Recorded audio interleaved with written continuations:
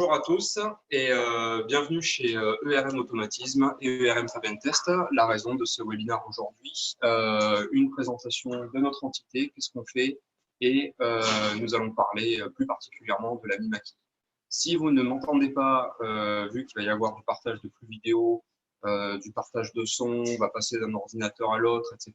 Surtout si vous ne m'entendez pas, n'hésitez pas à poser vos questions dans l'icône des questions-réponses. Et à ce moment-là, on fera ce qu'il faut pour résoudre le problème. Voilà. Donc, merci pour votre participation. On va commencer par une présentation de ERM Automatisme, donc je vous laisse me suivre. ERM Automatisme existe depuis les années 90 et a pour fonction de fabriquer de la machine spéciale pour le secteur industriel et pour l'éducation nationale notamment. Donc, nous fabriquons de la machine spéciale, nous avons un bureau d'études d'une vingtaine de personnes et un atelier d'une trentaine de personnes dans lequel nous intégrons aujourd'hui les moyens de fabrication additive, prototypage, production, réalisation de pièces imprimées en 3D notamment, pour nos machines. Donc, nous sommes nos premiers clients dans le cadre de ERM Automatisme.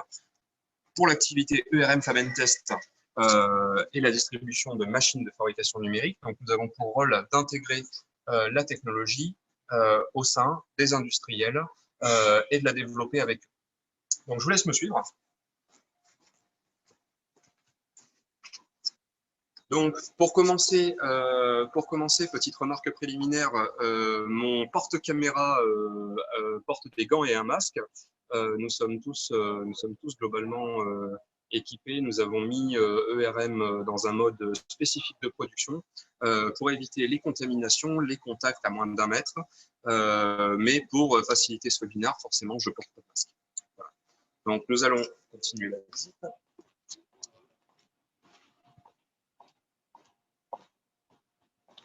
Donc, ERM Automatisme, c'est un atelier, de la production, une gestion des stocks, ligne d'assemblage et ensuite livraison pour des clients donc industriels et éducation nationale notamment. Pour la partie ERM Fabentest, toute l'équipe de ERM Fabentest est implantée au sein physiquement de ERM Automatisme et nous sommes basés à Carpentras. Donc, nous allons monter sur notre showroom où je vais vous montrer, comment nous sommes équipés, notamment avec la Mimaki. Donc, je vous laisse me suivre.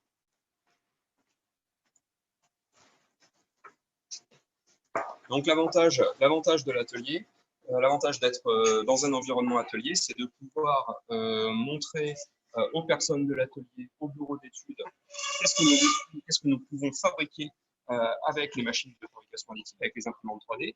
Nous avons également une machine de découpe laser.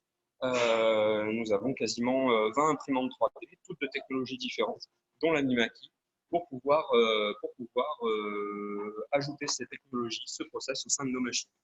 Donc ici, on peut avoir une vue d'ensemble sur l'atelier et le conditionnement.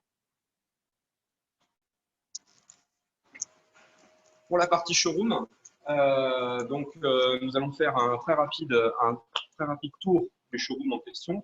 Nous sommes équipés de moyens de fabrication additive, donc nous distribuons notamment plein de marques d'imprimantes 3D, bureaux semi-industriels et industriels en mode FDM.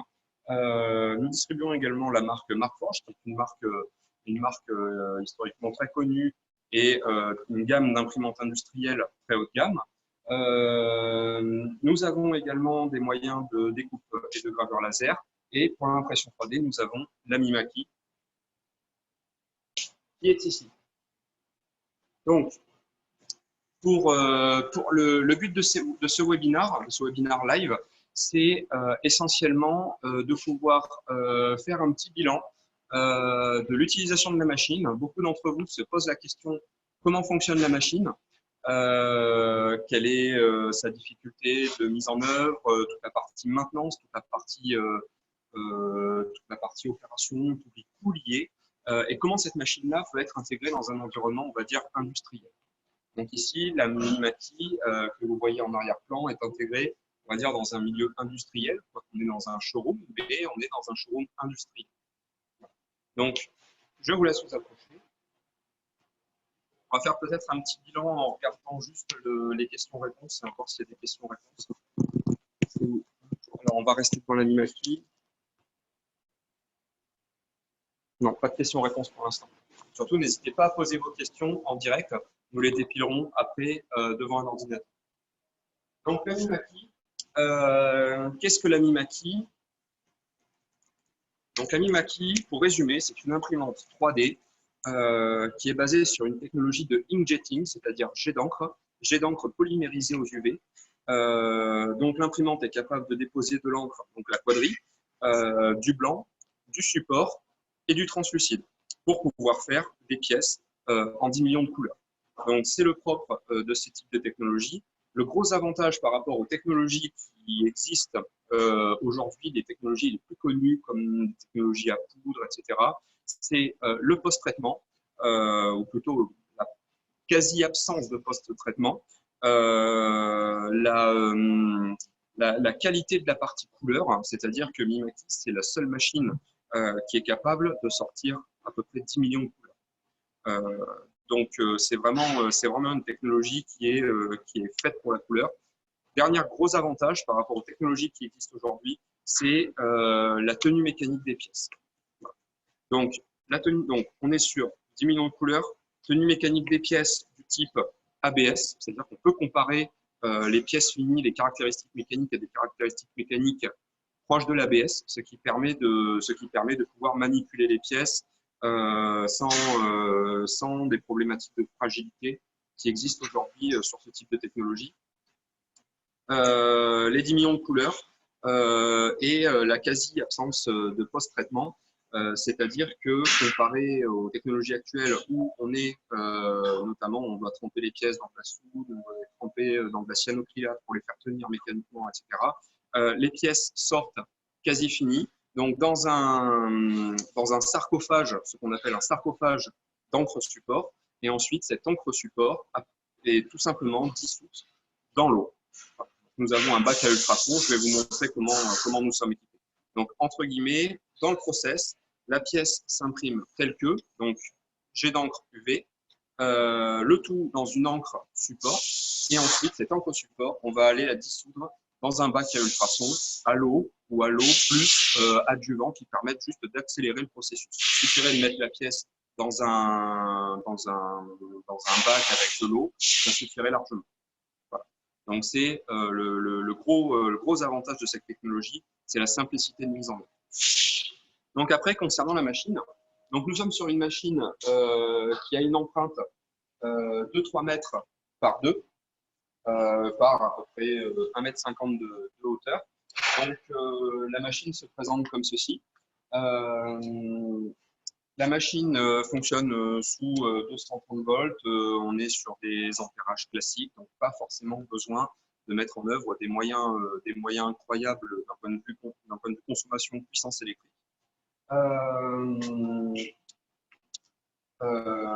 Que dire d'autre? La machine est équipée, on est sur de la technologie industrielle. Donc, le châssis de la machine qui est à l'arrière de la caractérisation, c'est un châssis qui est mécano-soudé en aluminium. La machine est fabriquée au Japon, donc on est sur une technologie, on va dire une technologie, une qualité de fabrication qui est, on va dire, japonaise, qui est dans les standings de ce qui se fait au Japon.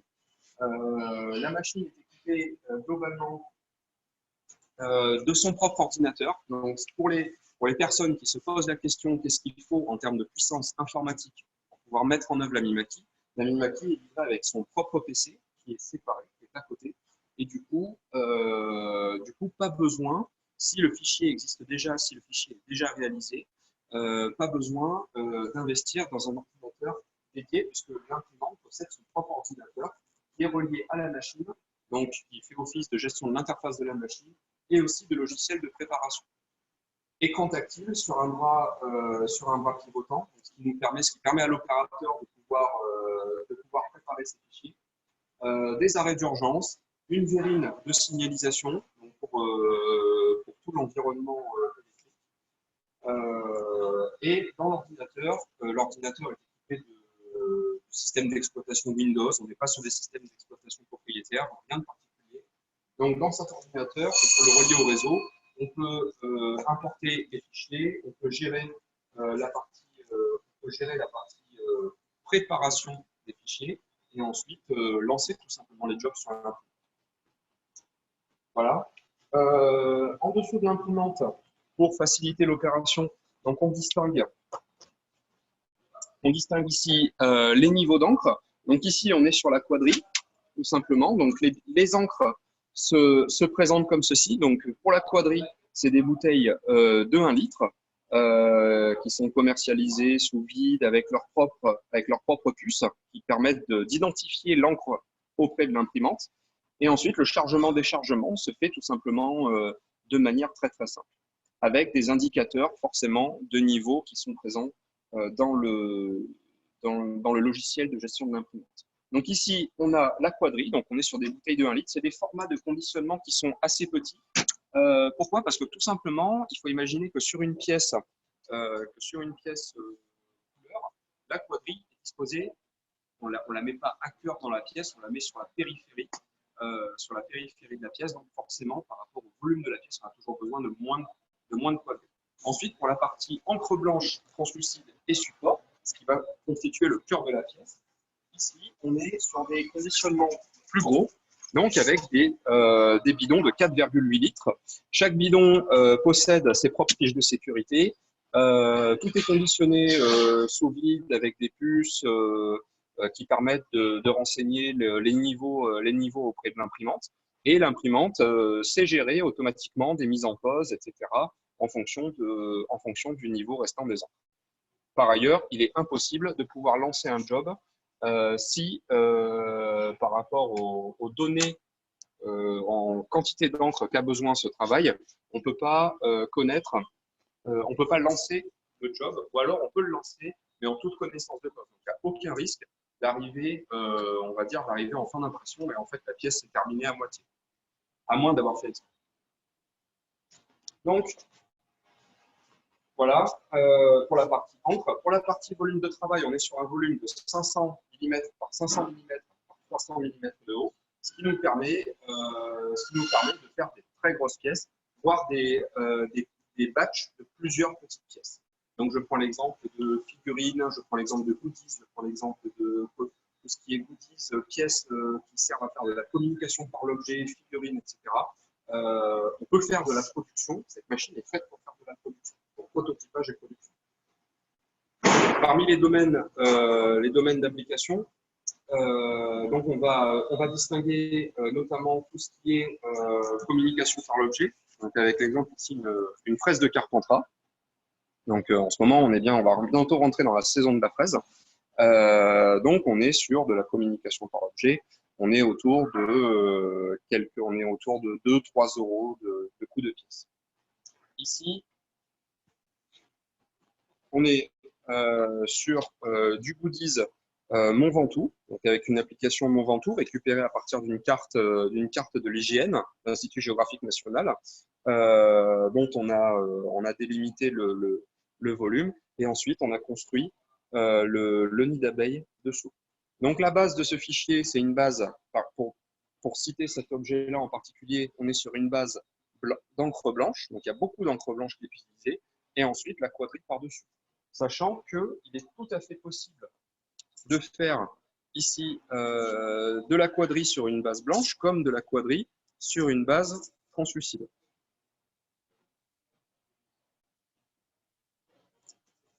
Voilà. Ici, la pièce est fabriquée en un seul fichier, sachant que l'encre support se dissout à la fin. Donc, on peut s'autoriser, on va dire, toutes les libertés de conception en termes de fabrication de fichiers, puisque l'encre support est solide. Ici également, il est possible de mixer de l'encre, une base d'encre blanche avec de la quadrille par-dessus et de l'encre translucide. Exemple, la rivière qui est ici. Également, on peut jouer sur des nuanciers de mélange d'encre blanche et d'encre translucide pour pouvoir jouer sur un effet de brillance. En termes de niveau de détail, on peut monter jusqu'à un niveau de détail qui est de quelques dixièmes de millimètre sur la finesse de ce qui est réalisé. Voilà. Ici, avec une base pleine une base pleine sur le fichier, un socle plat. Autre caractéristique par rapport à l'impression 3D classique, c'est que toutes les pièces qui sont réalisées, en Mimaki ne possèdent pas de maillage, c'est-à-dire que la partie slicing de la pièce ne permet pas en natif de pouvoir construire un maillage à l'intérieur d'un fichier STL. Par défaut, les pièces sont pleines. Donc, si on veut réaliser un maillage, il va falloir le construire soi-même, le dessiner soi-même, d'où le dessin qu'on a fait ici. Donc ensuite, le maillage permet d'avoir de la résistance mécanique sur la pièce. Voilà. Je vais enlever les touches pour vous montrer la partie à l'intérieur de l'imprimante. Donc la partie à l'intérieur de l'imprimante est composée du plateau, est composée également, alors on va essayer de se balader ici, de la tête d'impression qui est composée de l'ensemble bloc-tête qui est composé des 8 têtes d'impression, donc la quadrille, 2 têtes de support, une tête de blanc et une tête de transparent. Voilà. Donc ces têtes, ce sont des têtes d'impression jet d'encre, comme on connaît dans la vie de tous les jours. Donc le chariot, en termes de fonctionnement, le chariot va se déplacer le long de l'axe X au-dessus du plateau, et le chariot est également équipé de lumière UV pour polymériser directement la lumière. À ce titre, l'encre support a 2 fonctions.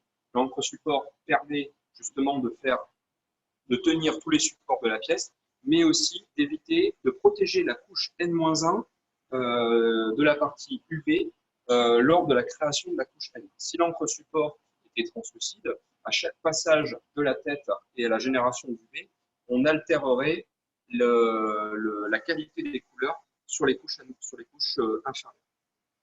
Donc le chariot se déplace le long de l'axe X, ce qui nous permet également de pouvoir disposer sur le plateau, non pas un fichier, mais plusieurs fichiers le long de l'axe X pour un temps quasi identique d'impression.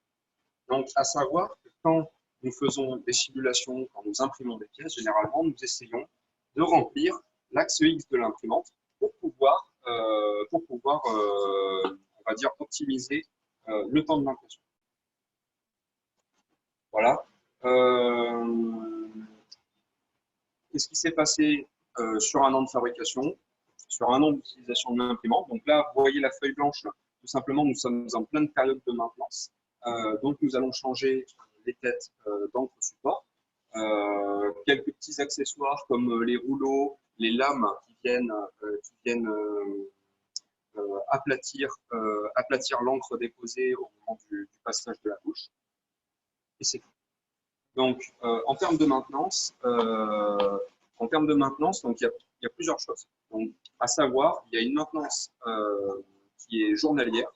C'est une maintenance qui dure à peu près 5 minutes, que tout le monde peut effectuer, que j'effectue de temps en temps, que mes collègues effectuent de temps en temps. Donc, l'opérateur va effectuer une maintenance journalière qui est demandée par le logiciel de l'imprimante et qui permet tout simplement de faire un auto-nettoyage. C'est une séquence qui est semi-automatique qui permet le nettoyage des têtes, le nettoyage du plateau, le nettoyage du rouleau, le nettoyage de la lame qui vient aplatir l'encre, etc. Donc, c'est une étape qui dure à peu près 5 minutes, qui est journalière. Ensuite, on va dire tous les trimestres, il est important pour conserver de la qualité d'impression de changer les têtes support, de changer les lames et les lames qui viennent aplatir l'encre, et c'est tout. Pourquoi changer les têtes d'encre support? Parce que l'encre support, c'est une encre qui est abrasive et qui altère les têtes d'impression. Donc, c'est la technologie qui veut ça. Les têtes d'impression se changent, on va dire, tous les trimestres.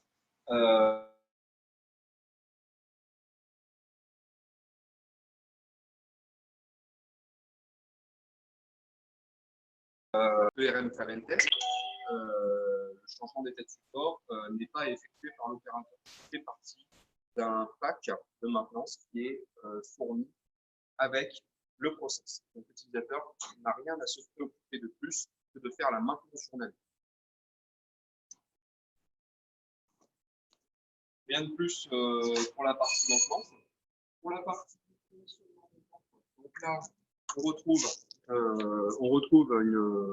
un bidon de conditionnement d'encre. Donc ici, les bidons de conditionnement d'encre sont clairement identifiés. Donc ici, il s'agit d'encre clear avec la petite puce qui l'identifie. ERM Famentest fournit l'ensemble des consommables et des pièces de maintenance. C'est-à-dire que ERM Famentest est le distributeur exclusif de Mimaki pour la France et fournit toute la partie matérielle et main-d'œuvre en assistance, en support aux clients Mimaki pour la 3D. Donc, à savoir nous nous déplaçons sur toute la France. Nous avons une équipe de techniciens qui sont certifiés Mimaki, qui se déplacent, qui sont déployables sur toute la France en moyenne sous 48 heures à 72 heures, ce qui est quand même relativement aujourd'hui performant pour un déplacement sur toute la France. Donc, en termes de support et d'assistance technique, vous, utilisateurs, vous n'êtes pas contraints par des problématiques de délai de réaction, sachant qu'on est sur une machine qui est industrielle, qui est fiable, qui permet un fonctionnement 24 heures sur 24, 7 jours sur 7.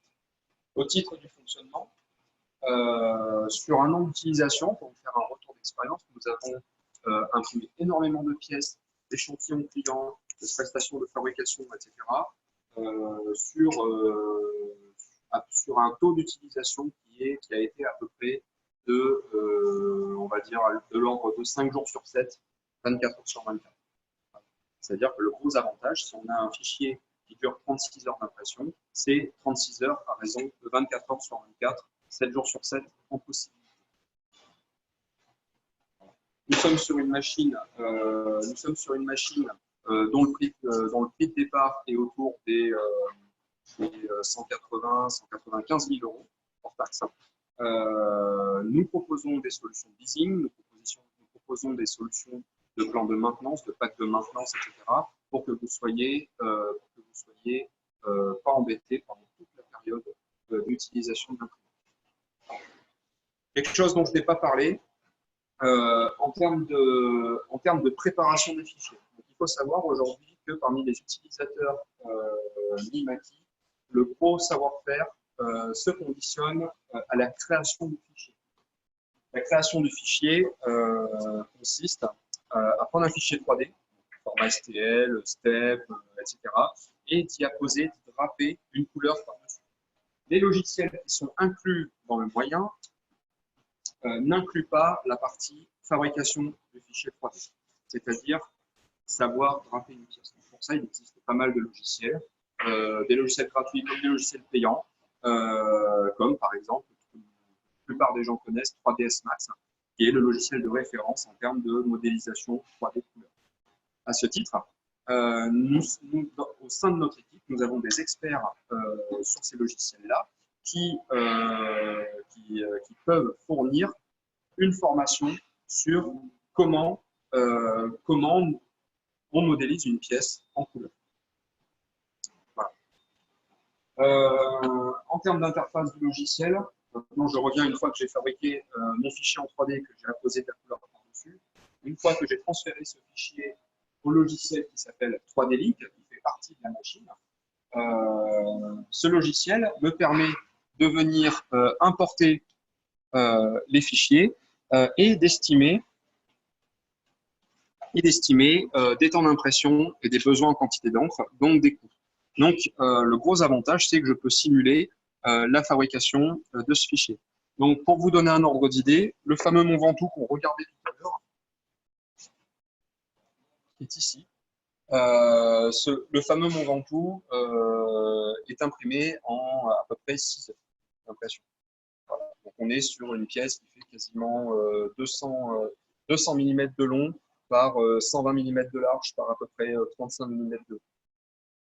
On est sur des temps d'impression qui sont quand même plutôt rapides, sachant que également en termes de coût, je suis capable d'estimer précisément, le logiciel est capable de m'estimer très précisément les quantités d'encre nécessaires. Donc toujours pour vous donner un ordre d'idée sur ce fichier Mont Ventoux, on est sur un coût amortissement machine inclus. On est sur un coût qui est autour des 18-20 euros. Voilà. Donc, Si la question est est-ce que je peux faire de la production de pièces, on va dire, avec des coûts qui sont équivalents à ce qui est fait aujourd'hui sur les pays asiatiques avec des procédés traditionnels comme des figurines peintes à la main, etc. La réponse, tout simplement, elle est non, pas comme ça. C'est-à-dire qu'aujourd'hui, je ne suis pas capable, avec la machine, avec les coûts associés au fonctionnement de la machine, je ne suis pas capable d'imprimer des figurines avec des coûts très très bas. Donc, généralement, les coûts estimés par rapport à des figurines de provenance pays asiatiques, on est en moyenne sur du 40 à 50% plus cher en termes de tarifs.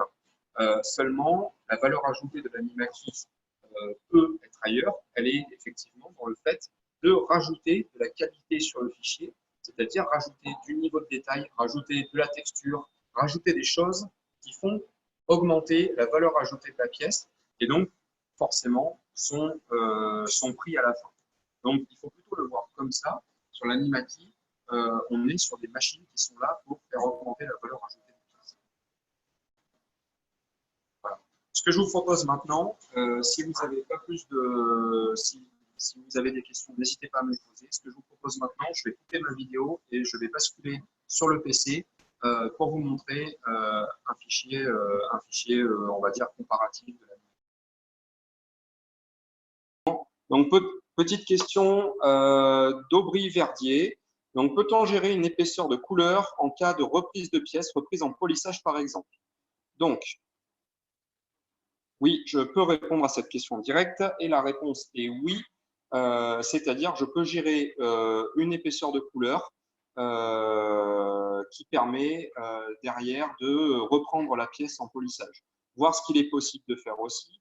Il est possible de rajouter, on va dire, une couche d'encre clear sur l'extérieur de la pièce pour pouvoir la polir sans avoir à altérer la couleur derrière. J'espère que ça a répondu à votre question.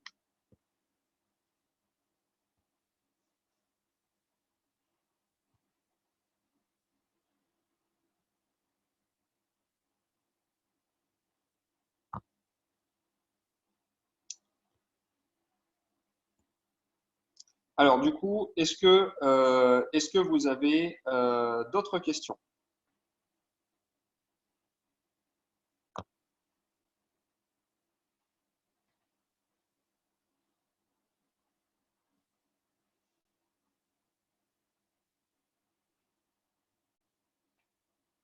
Donc,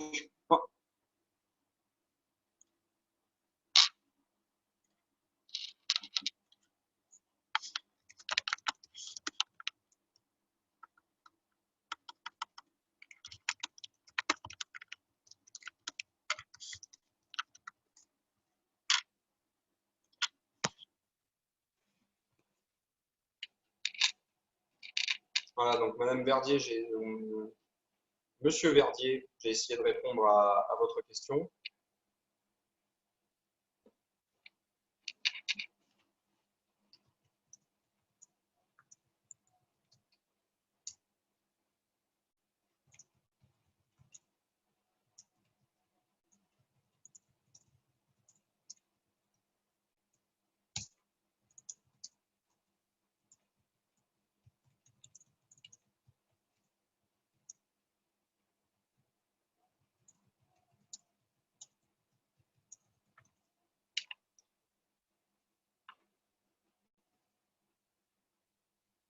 Ok, super, merci. Donc, tant qu'on est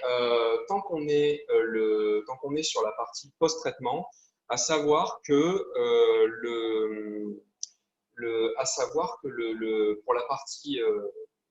pour la partie post-traitement, donc il existe des machines qui permettent de faire du post-traitement de manière automatique. Ces machines aujourd'hui sont fonctionnelles pour ces technologies sont fonctionnelles pour des machines FDM, mais nous sommes en train de travailler avec les constructeurs pour pouvoir proposer une machine qui soit compatible avec l'animatique. Pouvez-vous communiquer le prix machine et le kit maintenance sur un an? Donc, le kit machine, le prix machine, globalement, on est sur un prix public qui est inférieur à 200 000 euros. Donc, pour vous donner un ordre d'idée, aujourd'hui, la Mimaki, sa concurrente directe, c'est par exemple une Stratasys J750, qui est une machine qui fait moins de couleurs, qui fait des couleurs de moins bonne qualité et avec un prix machine qui est plus autour des 380 000 euros. Pour vous donner un ordre d'idée. Mimaki vient vraiment s'inscrire de manière agressive sur le marché avec une machine performante, industrielle pour faire de la production et du prototypage. Le kit maintenant sur un an. Pour vous donner un ordre d'idée, on est sur un kit, on est sur une offre de maintenance, c'est-à-dire matériel et prestations, qui est autour des 16 000 euros.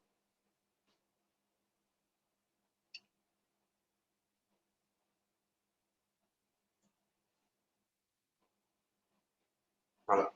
J'espère que vous avez bien répondu, enfin, que vous avez bien reçu, ma réponse. Voilà, donc je réponds à cette question en direct. À nouveau, prix machine autour des 200 000 euros, maintenance annuelle, tout compris autour des 16 000 euros. Et ensuite, on peut venir rajouter des offres de formation et d'assistance téléphonique aussi tout au long de la vie de l'imprimante.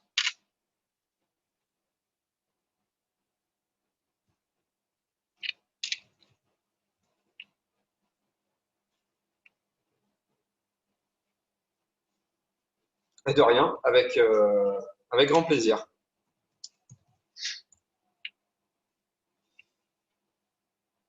Bonjour, Louis Fabrice. Avez-vous des prestataires équipés de Mimaki? Alors, je vais répondre en direct.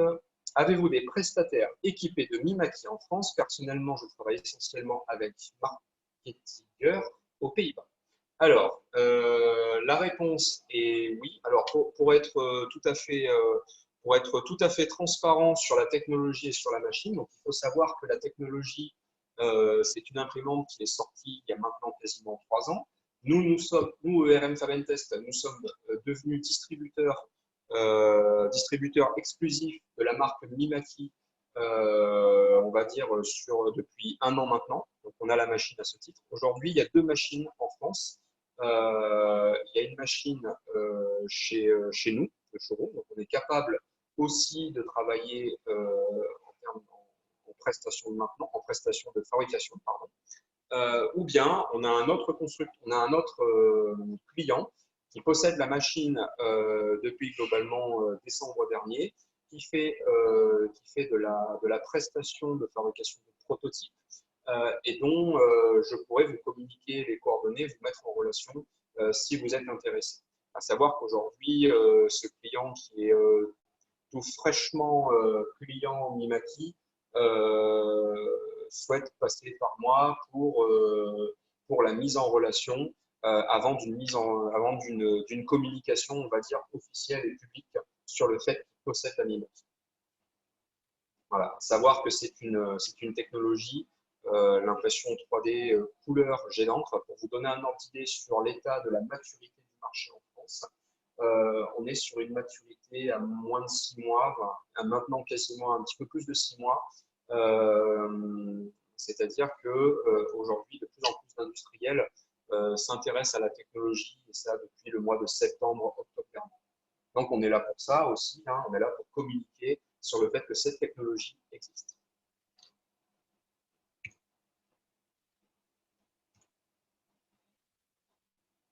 J'espère avoir répondu à votre question.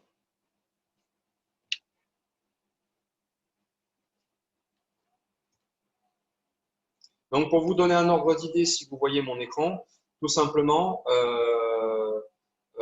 globalement, on voit des exemples de fabrication. Donc, globalement, où on est sur des volumes de 500, 500, 300, résistance de type ABS, épaisseur de couche de 42, 32 et 22 microns. Quelque chose dont je n'ai pas parlé,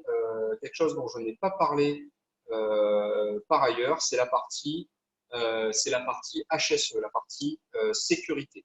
À savoir qu'on a fait venir, on a fait venir au sein de notre showroom une entreprise qui s'appelle Decra, qui a pour rôle de faire de l'analyse des risques chimiques liés aux opérateurs, liés aux utilisateurs de la machine. Et d'un point de vue risque chimique, il n'y a absolument aucune contre-indication. C'est-à-dire que la Mimaki peut être utilisée avec peu de pays. Alors, EPI nécessaire. Alors, une blouse, mais ça, c'est un EPI de confort pour éviter de se tacher les vêtements. Ça peut arriver avec des projections. Autre pays qui n'est pas de confort, mais qui est, on va dire, indispensable au moment de transférer les pièces tout fraîchement imprimées vers le bac à ultrasons, une paire de gants, et un masque.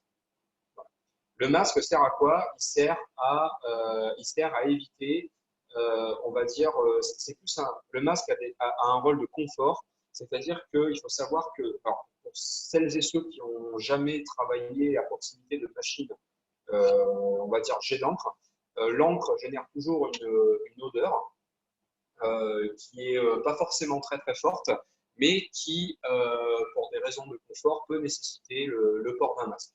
Une fois que la pièce, par contre, est terminée, il n'y a strictement plus aucune odeur, plus aucun risque.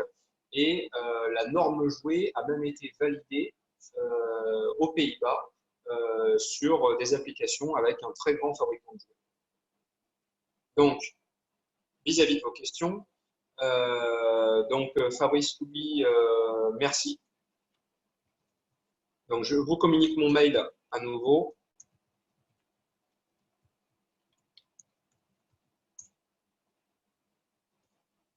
Voilà, donc n'hésitez pas à me contacter.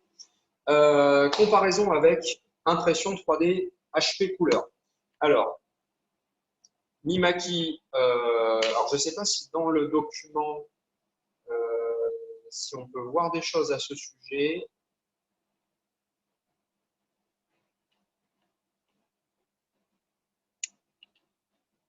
Alors non, ici, il n'y a pas forcément d'exemple parlant, mais pour vous donner un ordre d'idée sur le rendu de la pièce, donc déjà une pièce imprimée en 3D HP couleur a un aspect, alors déjà, il est beaucoup plus fragile mécaniquement. Donc ça, c'est le critère, c'est le résultat numéro un, c'est-à-dire que c'est quand même très fragile en termes de résultats par rapport à une pièce qui peut être sortie sur la Mimaki. Deuxième chose, c'est le rendu des couleurs, c'est-à-dire qu'en visuellement parlant, une pièce Mimaki sera beaucoup plus vivante en termes de rendu couleur qu'une pièce 3D HP. Ça n'a vraiment aucun rapport, c'est-à-dire que vraiment avec mes mots, une pièce 3D HP, on va dire, elle a un résultat fade à côté de ce que peut sortir la Mimaki.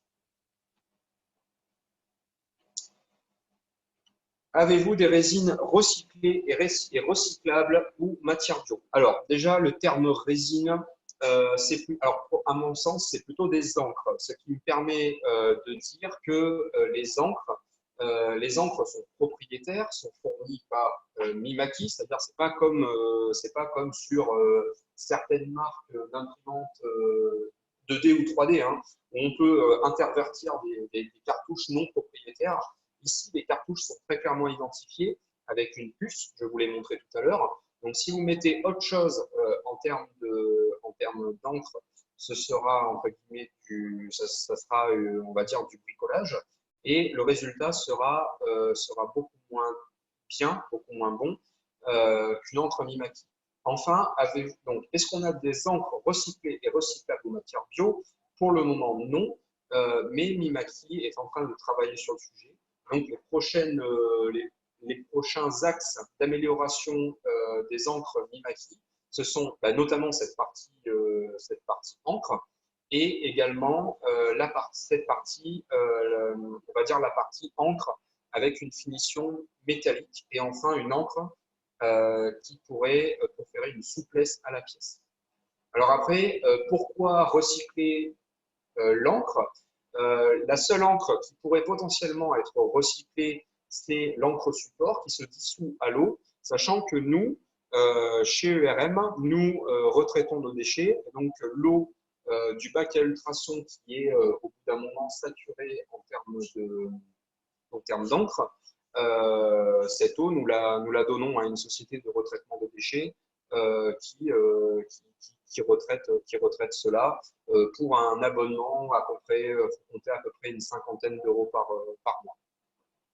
Voilà. Après, les encres des pièces, les encres couleurs, etc. Aux Pays-Bas, ils ont réussi à obtenir la norme jouée. Donc, on va dire qu'on a, alors on n'est pas dans du bio ou du recyclable, mais on est dans une compatibilité avec la norme jouée. Voilà. J'espère que j'ai répondu à cette question qui est assez large.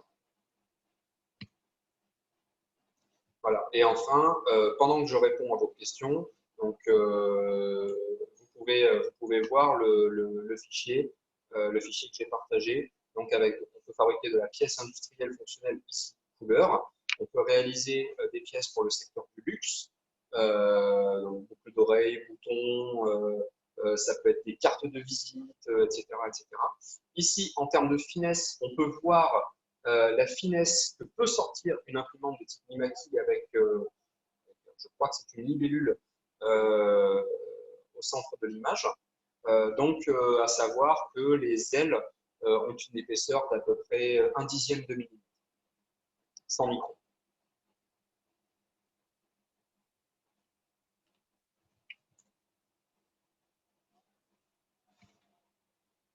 Donc, pour finir ce webinaire, voilà, si vous avez d'autres questions, surtout n'hésitez pas, sachant que ce webinaire est enregistré et vous recevrez tous le lien d'enregistrement dans un mailing après le webinaire. Pour pouvoir revisionner cette vidéo, et ensuite, n'hésitez pas à revenir vers moi pour toute question supplémentaire, toute demande de devis, sachant que nous avons la machine au sein de nos locaux et nous pouvons faire de la prestation de fabrication, donc à petite et moyenne échelle. Nous pouvons aussi valider un besoin, c'est-à-dire que si aujourd'hui vous avez une problématique, n'hésitez pas à nous soumettre cette problématique, ce fichier, pour que nous puissions, à l'aide de notre machine showroom, identifier comment nous pouvons travailler ensemble et qu'est-ce que la Mimaki peut vous apporter.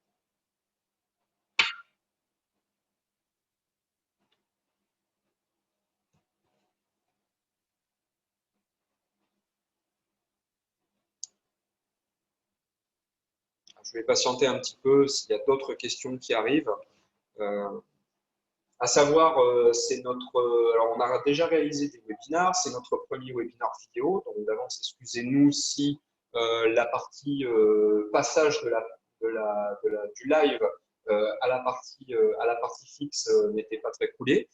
Nous allons nous améliorer et dans tous les cas, nous allons rajouter du contenu d'ici les prochaines semaines, prochains mois sur la plupart des produits que nous distribuons.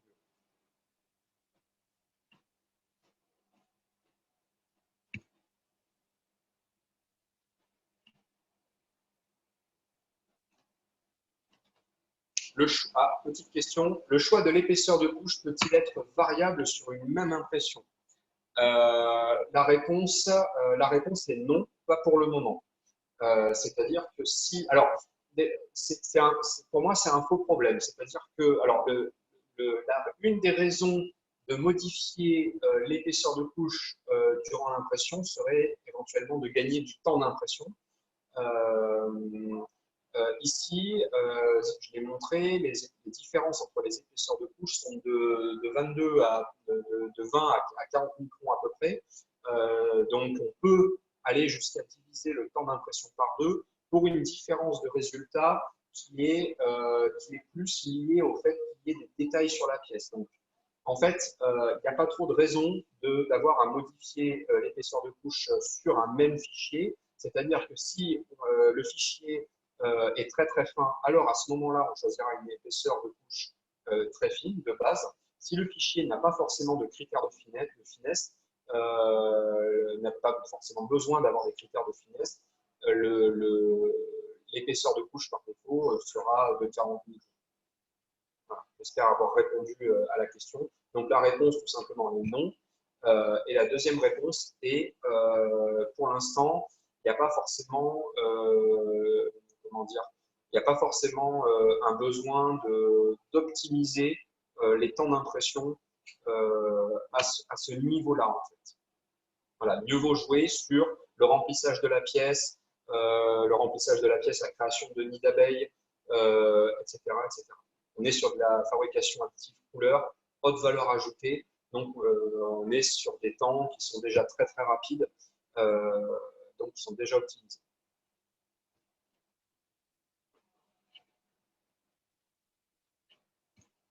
Super, merci. Merci de répondre à ma réponse. Bon, super. Plein de questions. Un live et un webinar d'à peu près 1 heure, c'est bien. Voilà. Donc, ce qu'on va faire, c'est qu'à la fin de ce webinar, nous allons vous envoyer un mailing, nous allons rediffuser les liens pour que vous puissiez partager cette vidéo en interne. Surtout si vous avez d'autres questions, n'hésitez pas à revenir vers nous, vers moi, à l'adresse suivante. Alors, je vais arrêter le partage d'écran et je vais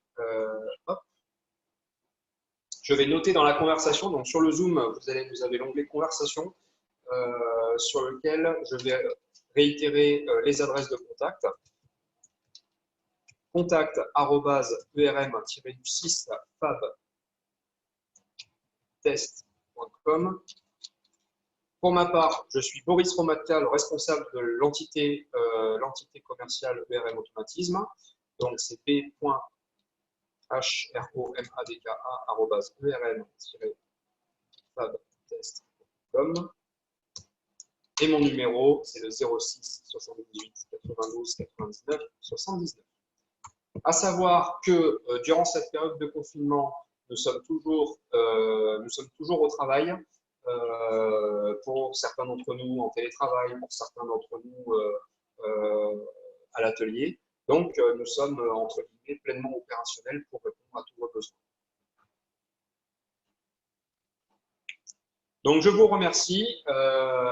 Ceci annonce la fin du webinar. Dans tous les cas, si vous avez les moindres questions, n'hésitez pas. Et puis, je vous dis à très vite pour le prochain webinar.